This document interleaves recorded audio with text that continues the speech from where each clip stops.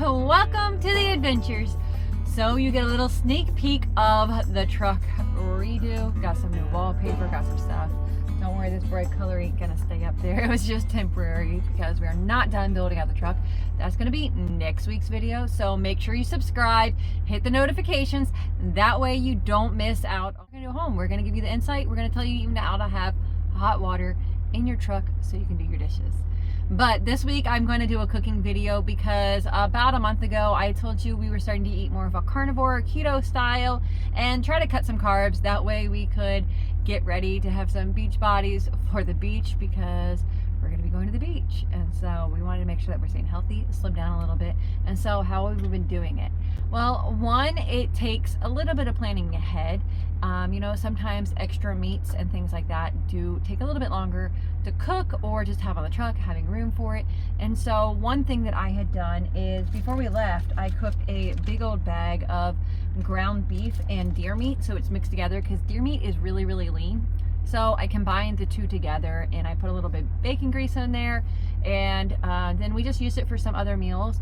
So I put what would be one serving of rice, one of the little Insta cups of rice with probably a cup and a half of beef and mixture, and made it kind of like a soy sauce mixed to it. It was really good. I added some kimchi to it because the kimchi is fermented, and that's going to help the meat break down and digest a little tiny bit better.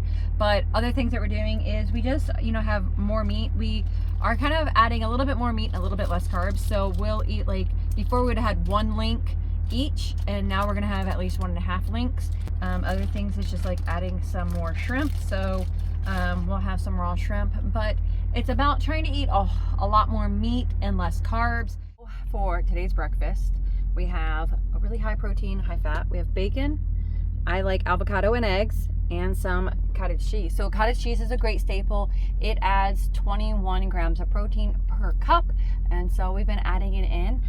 But you guys know we normally have our big table, but we're redoing the truck and we don't have it in yet. So I want to encourage you guys, if you can't get the lagoon table yet, if you're not there yet, you know, don't be afraid to build a little wooden box out of some extra scraps and kind of eat like they do in other countries and other cultures. They sit, you know, cross-legged like this and use a small box and sit flat, and that's how they eat. So I want to encourage you guys, make the best of every situation, and the most important thing is eating high quality fresh food as often as possible. So we're lucky, a lot of our food is farm fresh, and so yeah, but if you can't, it's okay. Store-bought is way better than truck stop food. And I'm excited that truck stops are starting to carry some grocery supplies. And so I want to encourage you guys, start cooking in your cabs. You know, we want to make sure we are health conscious and whatnot, and we want to get out of the truck in just a good shape as what we got in the truck. And so we know that eating this way for a little bit and slimming down is going to definitely help us. And it's just a choice that we want to make to be a little bit healthier. We're not going to stay eating this way all of the time, but it is a season. We're kind of doing like a little bit of a detox and eating heavier meat. So those are some meal ideas for you. Other things that we do is just like eating some miniature burgers, or I take in a pack of tuna fish and I add an egg to it and then just put them in the skillet and sear them really quick, and so it makes miniature tuna cakes. Those have good rich protein with it, and sometimes I'll take sour cream and make a dipping sauce out of it.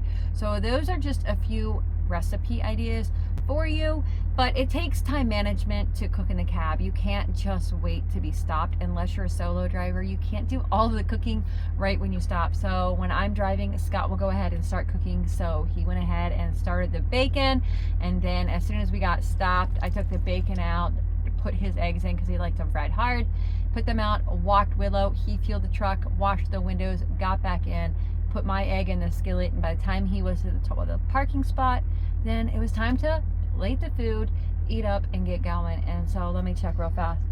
We have been stopped for 1 hour and 40 minutes to eat, fuel the truck, wash the windows, do the dishes, take the little one for a walk, shower. I washed my hair, Scott shaved his head, and now we're ready to hit the road again, and we're making this video. So 1 hour and 40 minutes to do all of that. is pretty good. Now we will hit the road kind of hard and just drive straight for at least 4 hours. We'll switch out, but it's all about time management. Like, how can you save micro bursts of time so that way you can eat better, higher quality food, and in the long run it's going to save you a ton of money. You guys, I hope this is helpful and gives you some insight and some little quick tips on how you can eat better in the truck. You guys stay safe and enjoy the adventures. Bye.